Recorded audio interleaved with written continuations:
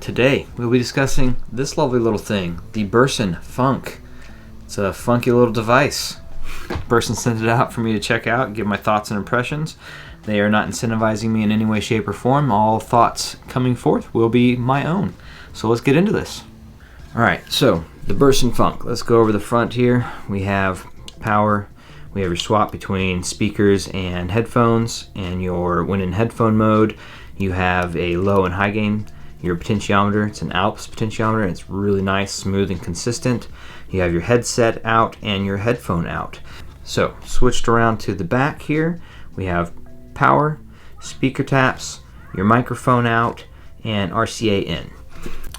So that's the general look of this. It has a nice machined aluminum body, really nice rubber feet that gets kind of out of the way, kind of low profile. Overall size of it is really small. Like, it's about the size of a notebook, probably like your standard journaling notebook, or kind of about the same size as far as like dimensions this way.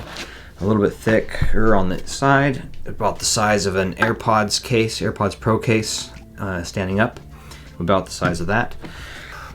The case also functions as a heatsink, and with that, I haven't really noticed any heat issues. I put my hand on it multiple times, no issues there. There's, throughout even heavy load through the speakers on my LS50 Metas, no major heat issues there, and really just been impressed by the overall design of it. It's just simple, easy to use, easy to set up. Just plug everything in and go. Let's go over the specifications. I'm going to be reading off my little notes here. We have, this is a Class A 3-watt single-ended headphone out, which would be these. You have a Class AB 45-watt per channel speaker amp out of the speaker taps, and that's into 8 ohm. We have 2 power levels, which will be the low and high gain for your IEMs if you wanted to use the IEM adapter for that, or your standard headphones for lower high gain, more sensitive to not so sensitive headphones. Machined aluminum heatsink we just discussed. So if you want to know more about the specifications, I'll link below in the description, and you can see all the specs for the measurements, THD, all that fun stuff. I don't really want to go diving into it too much when you can just click the link and see all the information yourself. Get it from the horse's mouth. Okay, so let's talk about the op amp rolling. It's a pretty awesome feature of these Burson amps is you basically unscrew the top screws on the case. The top comes off. With that, they've essentially created a way to roll essentially a solid state with the op amps in place of tubes. So with the op amp rolling, really cool feature, because you can now take the baseline op amps that are in here and switch to the Burson V5 hybrids, or the Burson V5 discrete op amps, the Burson V6 Vivid discrete op amp, or the Burson V6 classic discrete op amp. And so the ones that Burson sent over with the Funk are the V6 Vivid discrete op amp. And coming from the stock op amp that's in there, the things that come with the V6 Vivid over the stock op amps are essentially more transparency, it has more detail, it has better energy, better engagement. The low end's a little more fleshed out and engaging. The dynamics and soundstage are more in line to what I think of when I'm listening to my tube amps. It's pretty cool. It's a very cool thing you can do. It's not the easiest thing in the world to swap them out, and definitely pay attention to the instructions on how to roll op amps on the Burson website. They have a bunch of stuff that tells you exactly how to line them up and get them in the right spot. There's little cues on the op amps and what have you. So pay attention to that, because you don't want to break your amp as soon as you get it by rolling a op amp. And then after I did the swap with the op amps, playing them on my metas, the LS50 metas, it was a different experience. I highly recommend, if you do get a Burson amp, that you at least look into getting the op amps, the upgraded op amps, at least one of them. Give them a go, because it's a different beast, and it's really cool to be able to hear that difference in a solid state by just doing a couple quick swaps. It very much so reminds me of my tube hybrid amps, or my tube amps that I have on hand, and allows me to really kind of fine tune, or just get different flavors out of my amps or music, in that kind of engagement, by getting different sound stages, different dynamics, different just flavor profiles of the amp. And it's such a cool thing, and it's not spoken about enough. I think that people need to really experiment and try these things, because it's another level of enjoyment that you can get out of your amps if you have the opportunity or ability to do an op amp roll. I highly recommend it. Even if it's not Burson, look into Burson's op amps and see if your solid state has op amps and if it can be easily swapped in. If not, I definitely don't need. If you have to deal with a soldering gun, I would recommend probably not doing it unless you have very high confidence in your abilities there, and are okay with destroying an amp. Otherwise, go with the Burson ones that have hot swappables, and just have fun with it. And for this thing's $600, and to be able to do some basic op amp swapping, essentially a tube swap, in my opinion, like the equivalent level of kind of swapping of gear, it's very cool. And for $600, what this thing does, crazy. All right, so who is this for? I think this is for someone that's looking for an amp that does it all. They have monitors, or they're looking into getting near-field desktop speakers or monitors. They have video conferencing at home. They play a lot of video games with their friends. They have a mic on their desk, or they want to use a headset with a mic. Or people that are doing a lot of music editing, this could be a one and done solution for that, for their speakers and their headphones. And then they could switch the headset out and do a video conference with like a client per se, something along those lines. So lots of cool features that this has. It's a funky little device that gets it done. I'm thoroughly impressed.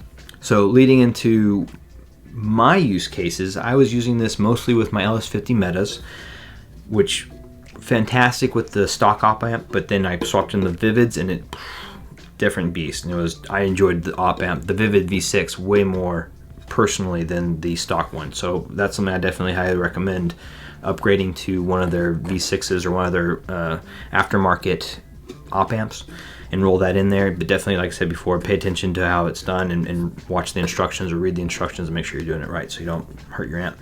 The way that I have the meta set up now with the near field is, I was kind of pleasantly surprised at how good this pushed the metas at their minimum requirements for power, and this did it, and they sound fantastic. Like, it's really, really enjoyable, really engaging.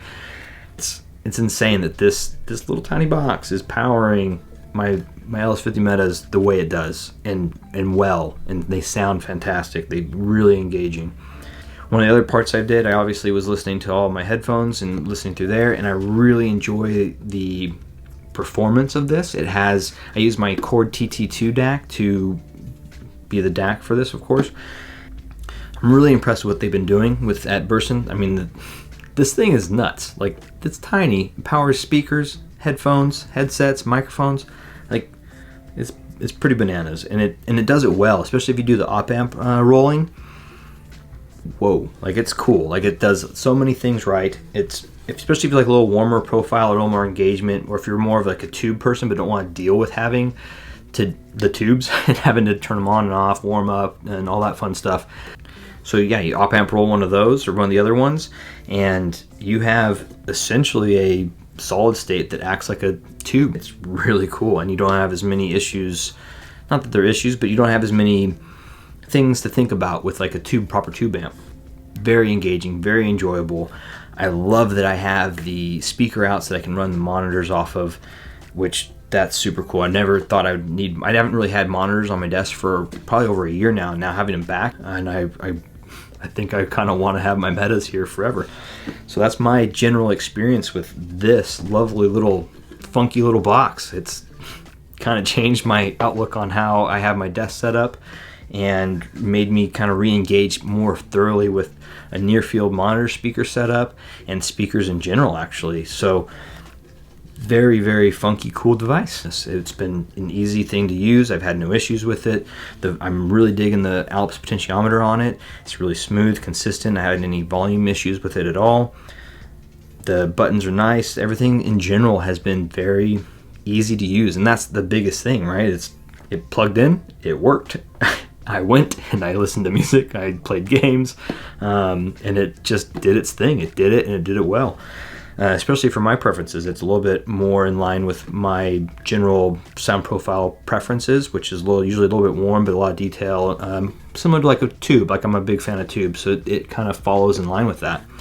So it definitely fits my personal preferences as far as the audio signature and performance, especially with the Vivid V6s that they sent over. And just because I really like the op amp rolling, I think that's a really cool feature, and maybe figure out which of those fit my preferences even more. But right now, between the Vivid and the stock one, really lovely profile. So with that being said, I'm going to close it out. We'll have a live stream comparison of the Burson Funk, and I will compare it to the 400XE, the Chord TT2 amp, and my ECP T4 amp, and basically kind of run through that in a live stream. I'll try and schedule that up here this weekend or next week sometime. And so hopefully this format is something you guys enjoy, and I will try and continue doing these quick TLDR kind of videos along with the live streams moving forward. We'll kind of move those along and see how it goes. All right, thanks for checking out the video. Appreciate you guys, and we'll catch you on the next one. Cheers.